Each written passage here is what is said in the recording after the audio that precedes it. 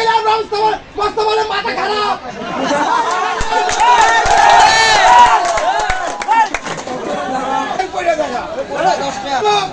কথা বলিস না, বল ঘুরাই মারবো, ডাইলে বল ঘুরাই মারবো। কবিরাজের ঘাট থাক, কবিরাজের ঘাট থাক, বল ঘুরাই মারবো। ঠিক আছে